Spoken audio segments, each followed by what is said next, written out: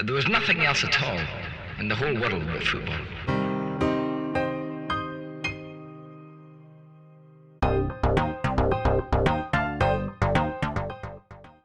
Hi, so welcome to my video for Spain v Sweden, my prediction and my reaction for tonight's match. It's one I've been looking forward to quite a lot actually. It's been on the calendar for some time. I've marked it out as one of those games I'm really keen to see.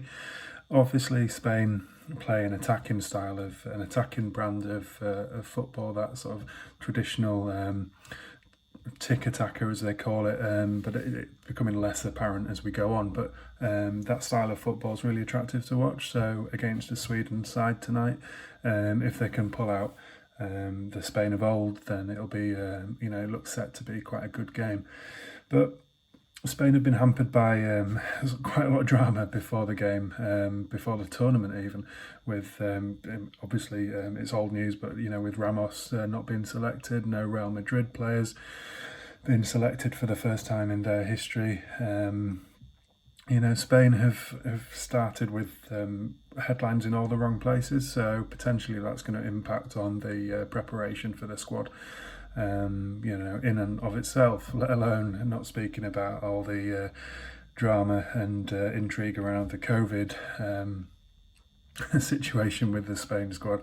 So a couple of aspects to this one. Obviously, Sergio Busquets, he tested positive. So did Diego Llorente. He tested positive, although he has since returned a negative test. So that was a false positive there. Still, it can't hurt, it can't help rather, preparation when you've got to train either individually or in small groups.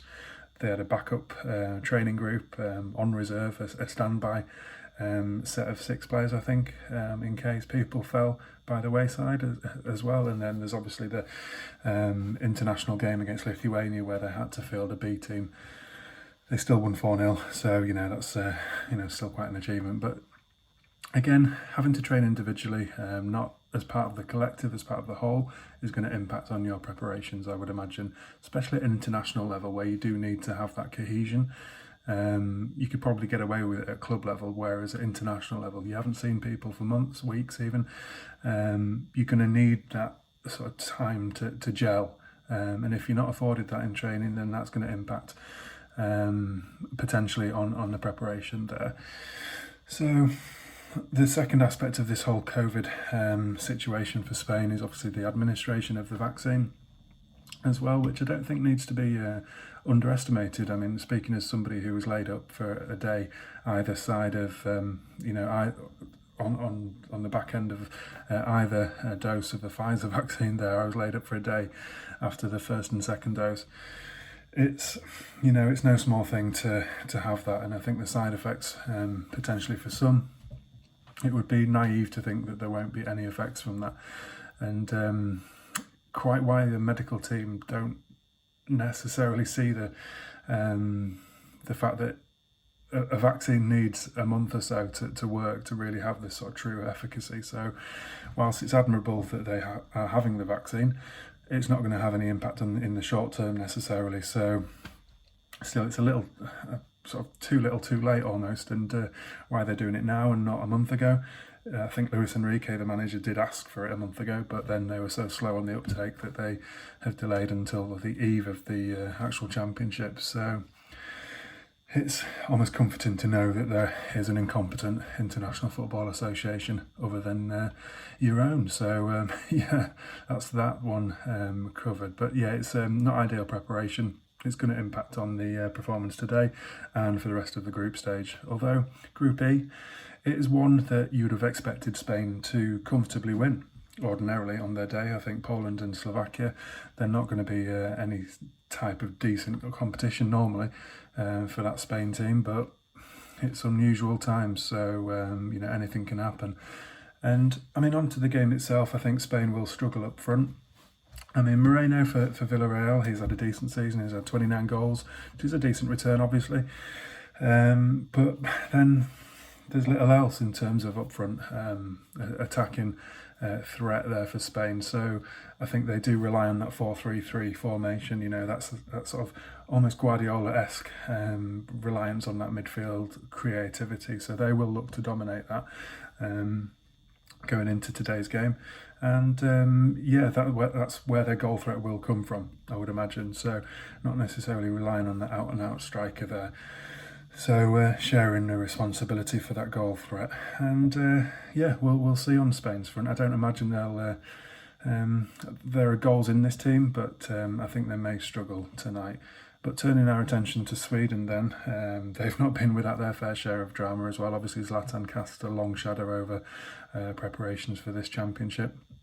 I think he threatened to return before being sidelined with injury. So they've kind of removed that albatross from their neck, I think, Sweden, for the championships today, which I think it probably will work in their favour. I mean, Zlatan is a good player, but at the same time, when you've got such a focus, such a distraction as him, potentially that can detract from the overall team ethic that, you know, Anderson has tried to foster within this Swedish national side, and I think it will work in their favour.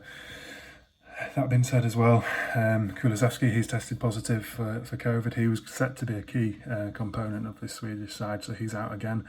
But I'm excited to see what Isaac has on offer up front. You know, he's had a good season for Sociedad there. He's young, he's hungry, he's pacey, and he's got some good service there. I think Olsen as well from, and I think he used to play for Arsenal there, if I remember rightly. As well as Seb Larsson again. Simon, you may be able to offer some advice or some comments in the comment section below. But I'd only expect Olsen to start, who is a decent offer in there. But yeah, I like Sweden. I like their approach. I like their collective responsibility and their teamwork approach. So hopefully, with that sort of creativity that's offered by Forsberg, for instance, I think he's recaptured some of his form that he found a few seasons ago. So with Leipzig this season, so he may offer some creativity and a threat in terms of supplying the goals tonight. But I can't see past the disarray of that Spain preparation, I think, tonight. I think there will be goals on both sides, but I think it's going to be that sort of typical 2-1 prediction that most people say. I know it's pretty typical, pretty cliched in terms of prediction, but I can see Sweden just edging it tonight, but I don't see them necessarily keeping a clean sheet. So for me, 2-1 to Sweden. I could do with a win myself after the earlier prediction of Scotland winning 1-0. So that was pretty disastrous. So I'll be cheering Sweden on tonight. So fingers crossed, and I'll see you shortly. So hi and welcome to my reaction video for last night's Spain v Sweden game. Forgive the continuity error. I've had to have a shave. But yeah, amazing, incredible performance in the sense that Spain was so wasteful in front of goal, didn't seize their opportunities, and the 2 chances for Sweden, hell, if they'd have gone in, it would have been a different story altogether. Berg must be, I can't imagine he slept well last night after missing that open goal, what is essentially an open goal. But Spain were pretty much as I predicted, really, controlling the game in the midfield. Which was to be expected. That's no massive prediction to say that Spain would do that, but it was impressive nonetheless. Koke played well. I thought he showed moments of brilliance, which we're starting to come to expect from him. But up top, it was really, really poor there. So I think Moreno had a couple of misses, or at least a victim to some good goalkeeping towards the end, so I'm surprised he didn't necessarily start above Morata, who was really quite poor in front of goal there. So disappointing from him nonetheless, but Spain will be wondering what went wrong. 85% possession, I think something like 900 passes or something stupid. So yeah, it shows that Spain can be got at as well in terms of that defence.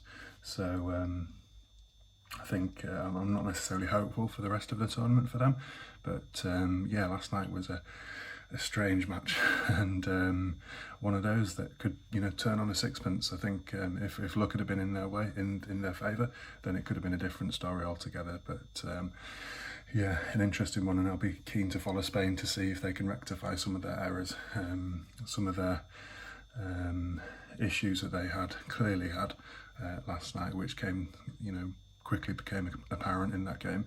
So Sweden will be pleased with the result. I think I certainly expected goals, and it's a surprise that there wasn't any. So on to the next one.